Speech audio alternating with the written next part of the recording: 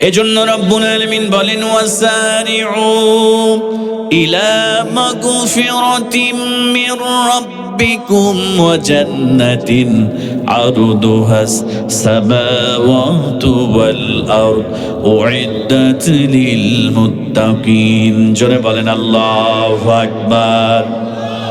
আল্লাহ রাব্বুল আলামিন বললেন ওয়াসারিউ, তোমরা অগ্রবর্তী হও, তোমরা অগ্রসর হও, তোমরা দৌড়াও। আমরা বললাম আল্লাহ কোন দিকে দৌড়াবো? রব্বুল আলামিন বললেন ইলা মাগফিরাতিম মির রাব্বিকুম, তোমরা তোমার রবের ক্ষমার দিকে দৌড়াও, তোমরা তোমার রবের মাগফিরাতের দিকে দৌড়াও, তোমরা তোমার রবের রহমতের দিকে দৌড়াও, তোমরা তোমার রবের করুণার দিকে দৌড়াও, আর ওই জান্নাতের দিকে দৌড়াও বান্দারে, যে জান্নাতের বিশালতা আমি আল্লাহ রাব্বুল আলামিন আসমান এবং জমিনের চাইতে বড় বানিয়ে দিয়েছি। জোরে বলেন সুবহানাল্লাহ। আমার মুসলমান ভাইয়েরা ভালো করে লক্ষ্য করেন, আল্লাহ রাব্বুল আলামিন আমাদেরকে ক্ষমার দিকে দৌড়াইতে বললেন, আমাদেরকে জান্নাতের দিকে দৌড়াইতে বললেন। কিন্তু আমার কলিজার টুকরা প্রিয় ভাইয়েরা, আজকে আমরা দুনিয়ার মোহে পড়ে দুনিয়ার দিকে দৌড়াই। কেউ যদি মেম্বার থাকে কেমন করে চেয়ারম্যান হওয়া যায় সেই দিকে দৌড়ায়, কেউ যদি চেয়ারম্যান থাকে এমপি কেমন করে হওয়া যায় এই দিকে দৌড়ায়, এমপি থাকলে কেমন করে মন্ত্রী হওয়া যায় সেই দিকে দৌড়ায়। আমরা যাদের 1 বিঘা জমি আছে 2 বিঘা জমি কেমন করে বানানো যায় সেই দিকে দৌড়ায়। একটা মোটর সাইকেল আছে কেমন করে একটা প্রাইভেট কারের মালিক হওয়া যায়, আমরা সেই দিকে দৌড়াই। অথচ রব্বুল আলামিন সুন্দর করে বলে দিয়েছেন ওয়ামাল হায়াতুদ দুনিয়া ইল্লা মাতাউল গুরুর। আল্লাহ রাব্বুল আলামিন বললেন এই দুনিয়ার ভোগ বিলাসিতা, এই দুনিয়ার জীবন ক্ষণস্থায়ী, এই দুনিয়ার জীবন চিরস্থায়ী নয় বান্দারে। এই দুনিয়ার জীবনটা তোমাকে শেষ করে আমি আল্লাহর দরবারে তোমাকে হাজির হতে হবে। এজন্য রব্বুল আলামিন জানিয়ে দিলেন বান্দা, এই দুনিয়ার জীবন শেষ করে পরকালীন জীবনে তোমাকে যেতে হবে। এজন্য তুমি আমার ক্ষমার দিকে দৌড়াও আর আমার জান্নাতের দিকে দৌড়াও, যে জান্নাতের বিশালতা আসমান এবং জমিনের চাইতেও আমি আল্লাহ পাক রব্বুল আলামিন বড় বানিয়ে দিয়েছি। যারা বলেন সুবহানাল্লাহ। আল্লাহ পাক বললেন বান্দা তুমি কোথায় দৌড়াচ্ছ? তোমার এই বাড়ি, তোমার এই ঘর, তোমার এই টাকা পয়সা, তোমার এই অর্থ সম্পদ সব রেখে, তোমার টাইলস ফিটিং বাথরুম, তোমার টাইলস ফিটিং ঘর, তোমার এসি বাড়ি, এসি গাড়ি, ব্যাংকে লক্ষ কোটি টাকা তুমি রেখে তোমাকে তো আমার দিকেই প্রত্যাবর্তন করতে হবে, আমার দিকেই ফিরে আসতে হবে। ও বান্দা তুমি কোন দিকে দৌড়া? এগুলো তো ক্ষণস্থায়ী, তুমি মারা যাওয়ার সঙ্গে সঙ্গে কিছুই তোমার সঙ্গে যাবে না। এই মমতাময় দুনিয়া ছেড়ে তোমাকে এই দুনিয়া ছেড়ে বিদায় নিতে হবে। এজন্য পরকালীন জগৎটাকে সুন্দর করার জন্য বান্দা তুমি আমার ক্ষমার দিকে আর আমার জান্নাতের দিকে তুমি দৌড়াও। দুনিয়ার এই মোহে পড়ে তোমার পরকালীন জীবনটাকে তুমি নষ্ট করে দেও না। কথা বলেন ঠিক কিনা? আমার মুসলমান ভাইয়েরা গভীর মনোযোগ। আল্লাহ রাব্বুল আলামিন কেন আগে ক্ষমার কথা বললেন, এরপরে কেন জান্নাতের কথা বললেন? একটু মনোযোগটা বাড়ায় দেন। কেন আল্লাহকে ক্ষমার কথা বলেছেন তারপরে জান্নাতের কথা বলেছেন? আবার মুসলমান ভাইয়েরা, আল্লাহ নবী বিশ্ব নবী সাল্লাল্লাহু আলাইহি ওয়াসাল্লাম বলেন এই পৃথিবীতে একজন ব্যক্তি সে সারা জীবন ভালো কাজ করেছে, সারা জীবন নামাজ পড়েছে, সারা জীবন রোজা করেছে, সারা জীবন কোরআন পড়েছে, তার আমল নামায় শুধু সওয়াব আর সওয়াব, তার আমল নামায় শুধু নেকি আর নেকি। আমার কলেজার টুকরা প্রিয় ভাইয়েরা, আল্লাহ নবী বললেন ওই ব্যক্তির জীবনে কোনো গুনাহ নাই, ওই ব্যক্তি জীবনে কোনো গুনাহ করে নাই, তার আমল নামায় শুধু নেকি আর নেকি, তার আমল নামায় কোনো গুনাহ লেখা হয় নাই, একটা গুনাহও নাই। রাসূল বললেন আমার কলেজার টুকরা উম্মতেরা রে, আমার সাহাবীরা শুনে নাও, একজন ব্যক্তি যতই ভালো কাজ করুক না কেন, যতই নেক আমল করুক না কেন, আল্লাহর ওই বান্দা কখনো তার আমল দিয়ে জান্নাতে যেতে পারবে না যদি আল্লাহ রাব্বুল আলামিন ক্ষমা না করেন, রহমত না করেন। আল্লাহর বান্দা বান্দিরা আল্লাহর ক্ষমা ছাড়া কেউ জান্নাতের মধ্যে প্রবেশ করতে পারবে না। কথা বলেন ঠিক কিনা? আল্লাহ যদি আমাকে আপনাকে ক্ষমা না করে, তাহলে কি আমাদের জান্নাতে যাওয়া সম্ভব? কথা বলেন, জান্নাতে যাওয়া সম্ভব?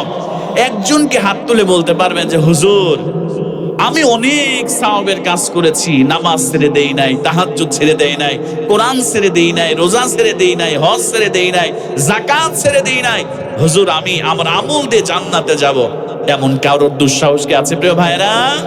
আল্লাহ যদি একটা বিষয় নিয়ে আমাদেরকে প্রশ্ন করে, আল্লাহর কাছে জবাব দেওয়ার ক্ষমতা, মুখ খোলার ক্ষমতা আমরা দেখাইতে পারবো না। কথা বলেন ঠিক কিনা?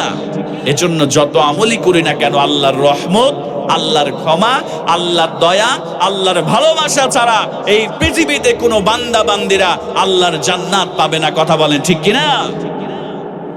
আমার মুসলমান ভাইয়েরা, বিশ্বনবী যখন বললেন আমার সাহাবীরা কেউ আমল দিয়ে জান্নাতে যেতে পারবে না, ও আমার কলিজার টুকরা প্রিয় ভাইরা, এবার সাহাবায়ে কেরাম রাদিয়াল্লাহু তাআলা আনহুরা বললেন, ইয়া রাসূলুল্লাহ, ইয়া হাবিবাল্লাহ, আপনিও কি আপনার আমল দিয়ে জান্নাতে যেতে পারবেন না?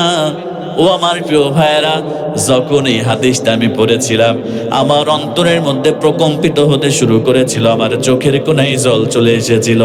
আল্লাহর নবী সাহাবীরা বললেন, ইয়া রাসূলুল্লাহ, ইয়া হাবিবাল্লাহ, আপনিও কি আপনার আমল দিয়ে জান্নাতে যেতে পারবেন না? আল্লাহর নবী সাল্লাল্লাহু আলাইহি ওয়াসাল্লাম সেই দিন কি বলেছিল আমার প্রিয় ভাইরা? যে রাসূল নামাজের মধ্যে দাঁড়ালে পাটা ফুলে যেত, যে রাসূল কুরআন আল কারীমে তেলাওয়াত দিয়ে রাত্রিটা যাপন করে দিত, যে রাসূল আম্মা জান আয়েশা সিদ্দিকা বলেন, আমার রাসূল যখন নামাজের মধ্যে দাঁড়িয়ে যেতেন তাহাজ্জুদের যায় নামাজে, আবার রাসূল যখন দাঁড়িয়ে যেত এত লম্বা রুকু আর এত লম্বা সিজদা করতেন, আমি আয়েশা মাঝে মাঝে আল্লাহর রাসূলের পায়ের মধ্যে চিমটা দিতাম, আমি মনে করতাম বুঝি আল্লাহর রাসূল এই দুনিয়া থেকে চিরবিদায় নিয়ে চলে গিয়েছে। আমি চিমটা দিয়ে দেখতাম আমার রাসূল এখনো দুনিয়ার মধ্যে বেঁচে আছে কিনা। জোরে বলেন সুবহানাল্লাহ। আম্মা জান আয়েশা বলছেন, আল্লাহর রাসূল এত লম্বা সিজদা দিতেন, এত লম্বা সময় ধরে দাঁড়িয়ে নামাজ পড়তেন, আঙ্গুলগুলো ফুলে কলা গাছের মতো হয়ে যেত। আমার রাসূলের কখনো কখনো আঙ্গুলগুলো ফেটে রক্ত বের হয়ে যেত। আমার রাসূল এমন করে জীবনটাকে কাটিয়েছে আমার প্রিয় ভাইয়েরা, যে রাসূলের জীবনে কোনো গুনাহ নাই, যে রাসূলের অতীতের কোনো গুনাহ নাই, যে রাসূলের বর্তমানের কোনো গুনাহ নাই, যে রাসূলের ভবিষ্যতের কোনো গুনাহ নাই। একজন সন্তান যখন মায়ের পেট থেকে ভূমিষ্ঠ হয়, ওই বাচ্চার যেমন কোনো গুনাহ থাকে না, ও নবীর উম্মতেরা আমার রাসূলের তেমন কোনো গুনাহ নাই। আল্লাহ রাসূলের সাহাবীরা বললেন, ইয়া রাসূলুল্লাহ, ইয়া হাবিবাল্লাহ, হুজুর আপনিও কি আপনার আমল দ্বারা জান্নাতে প্রবেশ করতে পারবেন না? আল্লাহর নবী বিশ্বনবী সাল্লাল্লাহু আলাইহি ওয়াসাল্লাম ডাক দিয়ে বললেন, সাহাবীরা আমি রাসূল, আমিও আমার আমল দিয়ে জান্নাতে যেতে পারবো না, কিন্তু আমি তো নবী, আল্লাহর হাবিব, আল্লাহ পাক রব্বুল আলামিন কাল কিয়ামতের দিন কঠিন মুসিবতের সময় আমাকে তিনার রহমতের চাদর দিয়ে আমাকে আল্লাহ কিয়ামতের দিন আবৃত করে দিবে। জোরে বলেন সুবহানাল্লাহ। এজন্য মুসলমান ভাইয়েরা, আমরা যে নামাজ পড়ি, নামাজ দিয়ে জান্নাত প্রত্যাশা করা যাবে না। কথা বলেন ঠিক কিনা? আমরা যে রোজা করি, এই রোজা দিয়ে জান্নাতের প্রত্যাশা করা যাবে না।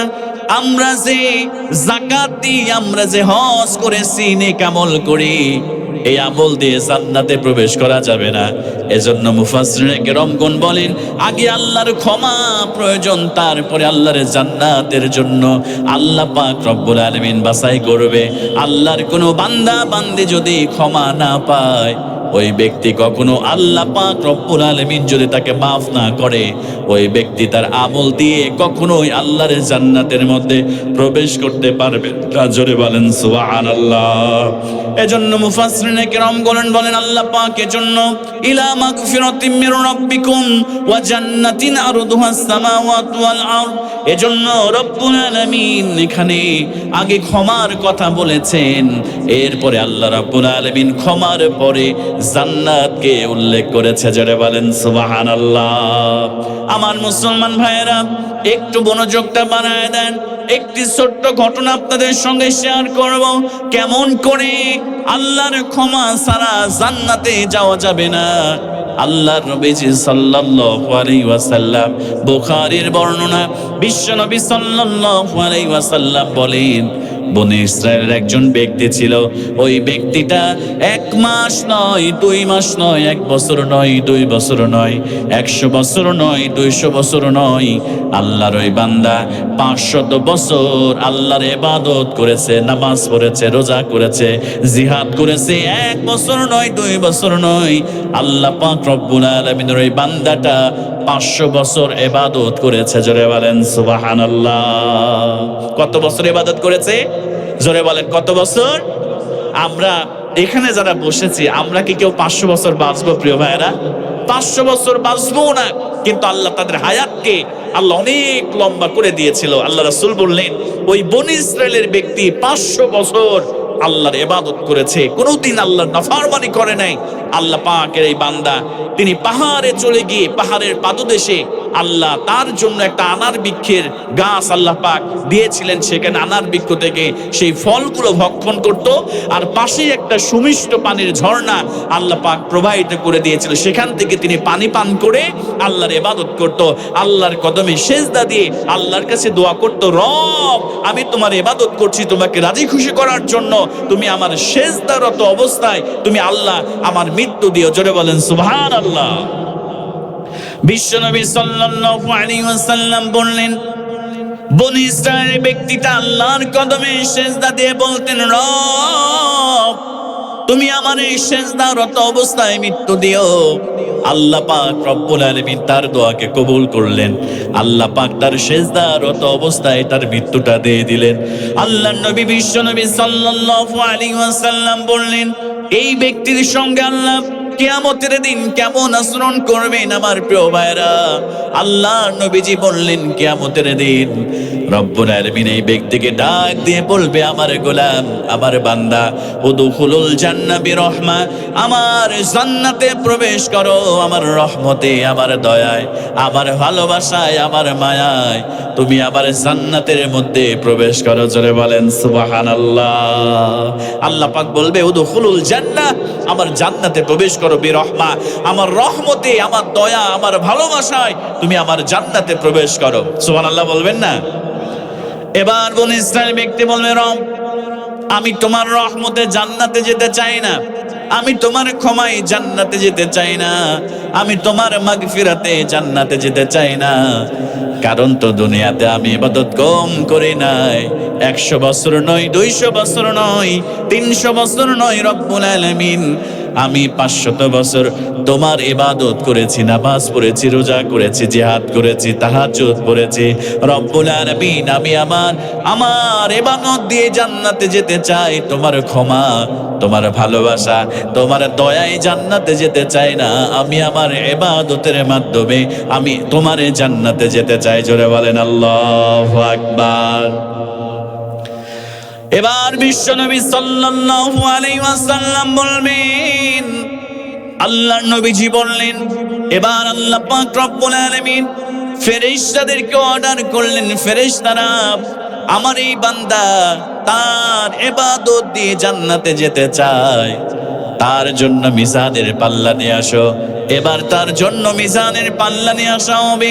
মিজানের পাল্লায় আল্লাহ পাক ফেরেশতাদেরকে বলবেন, ও ফেরেশতারা, একটা পাল্লার মধ্যে তোমরা আমার এই বান্দার 500 বছরের আমলনামাগুলো তোমরা তুলে দাও। ও মুসলমান কলিজার টুকরা প্রিয় ভাইয়েরা, আল্লাহ পাক রব্বুল আলামিন ফেরেশতাদেরকে বলবেন, আর এক পাল্লায় আমার বান্দাকে আমি যত নিয়ামত দিয়েছি সবগুলো নিয়ামত নয়, একটা মাত্র চোখের নিয়ামত তোমরা অপর পাল্লার মধ্যে তুলে দাও। এবারে ফেরেশতারা 500 বছরের ইবাদত গুলোকে এক পাল্লার মধ্যে দিয়ে দিবেন, আর একটা মাত্র চোখের নিয়ামতকে আল্লাহ আর এক পাল্লার মধ্যে দিয়ে দিবে। যখন মিজানের পাল্লায় ওজন করে দেখা যাবে আমার প্রিয় ভাইরা, আল্লাহ পাকের এই বান্দার 500 বছরের আমল নামাগুলো হালকা হয়ে গিয়েছে, আর চোখের নিয়ামতের পাল্লার ওজনটা বেশি হয়ে গিয়েছে।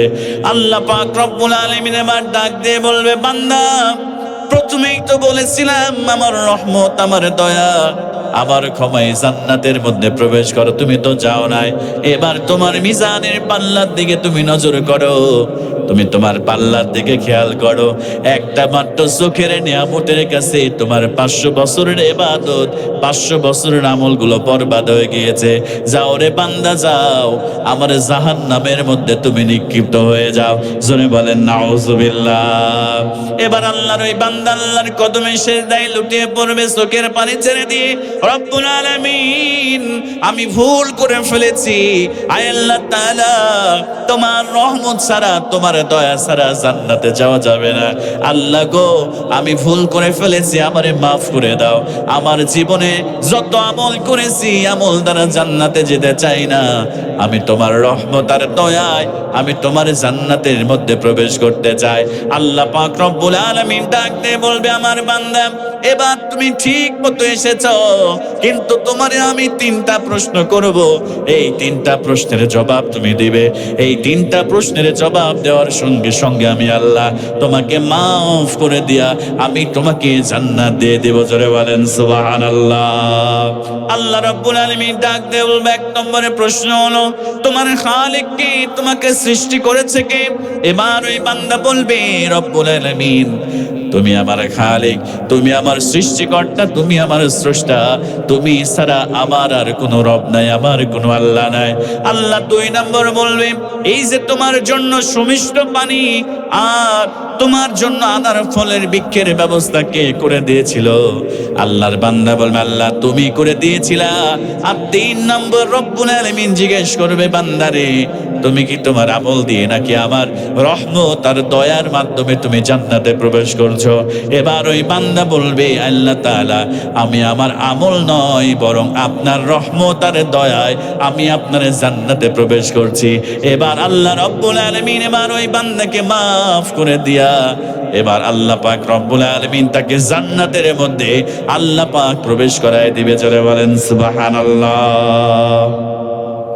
এজন্য আল্লাহ পাক রব্বুল আলামিন ঘোষণা করলেন, ওয়াসারিউ তোমরা দৌড়াও, তোমরা অগ্রসর হও, তোমরা অগ্রবর্তী হও। আল্লাহ পাক রব্বুল আলামিন বললেন, ইলা মাগফিরাতিম মির রাব্বিকুম তোমরা তোমার রবের ক্ষমার দিকে দৌড়াও, ওয়া জান্নাতিন আরদুহাস সামাওয়াতু ওয়াল আরদ আর সেই জান্নাতের দিকে দৌড়াও যে জান্নাতের বিশালতা আসমান এবং জমিনের চাইতে বড়। আর এই জান্নাতটা আল্লাহ পাক বললেন, উইদ্দাত লিল মুত্তাকিন আমি আমার মুত্তাকি বান্দা, আমি আমার পরহেজগার বান্দা, আমি আমার আল্লাহ ভীরু বান্দাদের জন্য এই জান্নাতটা আমি আল্লাহ পাক তৈরি করে রেখেছি। জোরে বলেন সুবহানাল্লাহ।